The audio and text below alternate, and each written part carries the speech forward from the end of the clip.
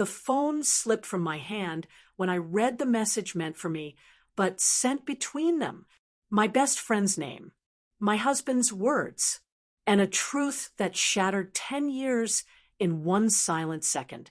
My name is Madeline Carter, and until that night, my life looked calm from the outside. The house lights were dim, rain tapping gently against the windows, the hum of the refrigerator filling the silence. I stood barefoot on the cold kitchen tile, holding a mug that had gone untouched for hours. I believed in slow love, in the chosen family. I believed that loyalty wasn't loud, it was steady. My husband, Ethan, and I had built our life brick by brick. No scandals, no chaos.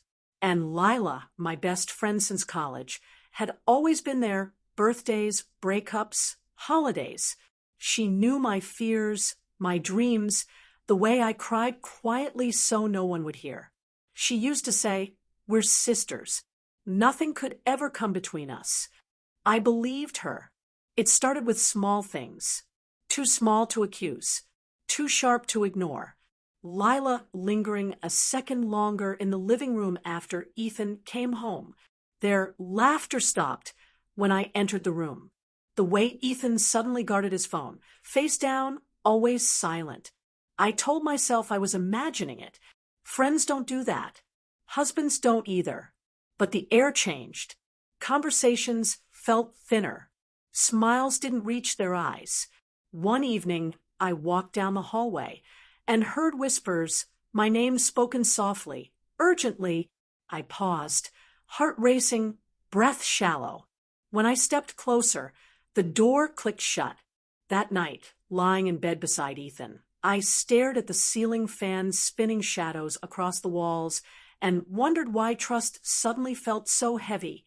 I started noticing how often Lila defended Ethan in conversations that didn't need defending. If I complained about him working late, she'd smile and say, "At least he's providing. Maddie, you're lucky." Lucky. The word sat wrong in my chest.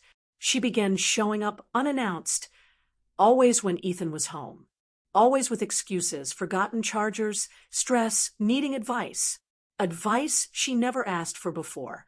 I caught her watching him when she thought no one noticed, her eyes lingering just a second too long. One night, I asked Ethan directly, my voice steady but my hands trembling beneath the table, "Is something going on with you and Lila?" He laughed too quickly, too loud. "You're being paranoid." But paranoia doesn't explain the way my instincts screamed. It doesn't explain the silence that followed, or the distance that grew in inches, not miles, felt in the space between our hands, the absence of eye contact, the way love slowly stopped feeling safe. The truth arrived by accident, or maybe fate finally lost its patience with me. Ethan left his phone on the counter while showering. It vibrated once, then again. I wasn't snooping. I swear I wasn't.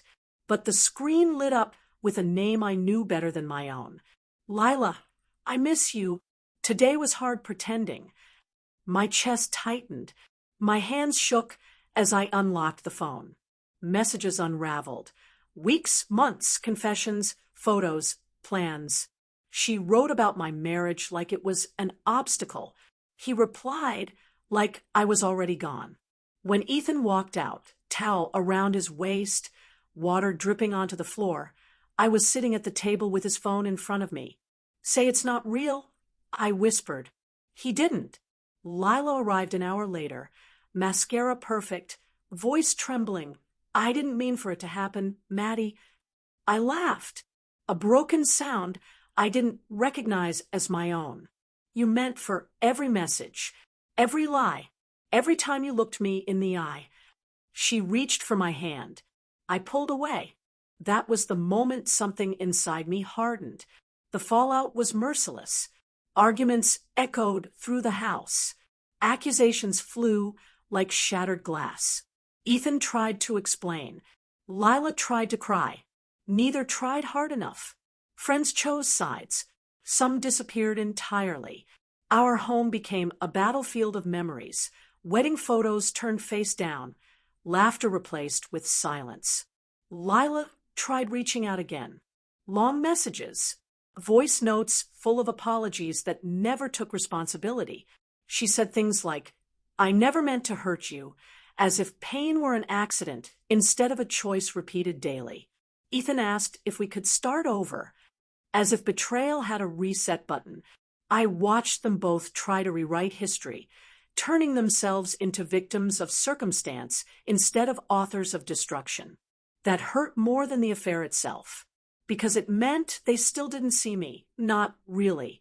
Sleep became impossible. Food tasted like nothing. Every song, every smell, every street corner reminded me of a version of myself that trusted too easily. And in that darkness, I realized something terrifying and freeing at the same time. I was grieving people who no longer existed. The husband I loved, the best friend I believed in. What hurt most wasn't just the affair. It was the planning, the secrets, the way they turned my trust into convenience. I moved into the guest room, then into my sister's apartment. At night, I replayed every moment, wondering how long I had been the only one telling the truth. I had a choice: fight for something already buried, or walk away with what dignity I had left. One morning, as sunlight spilled across the floor, I packed a single suitcase. Not in anger, not in tears. In clarity, I left the ring on the table, not as revenge, as closure. As I closed the door behind me, I realized betrayal doesn't always come from enemies.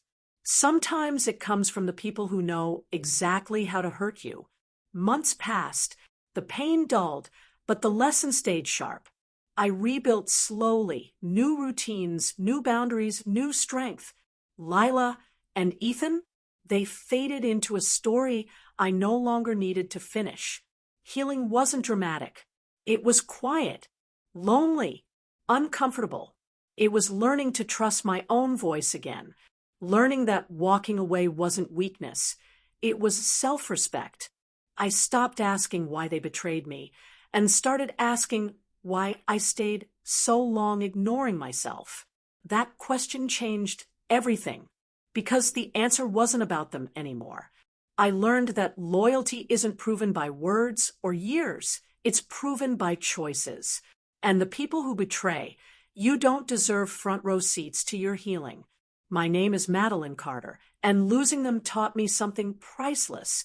Peace begins the moment you stop begging for honesty. Some endings are painful, but necessary. Money didn't change me, only the people around me. Tell me what you would have done. And that's how everything unfolded. If you've made it this far, I'd love to hear your thoughts. Drop a comment below, we truly read every single one of them.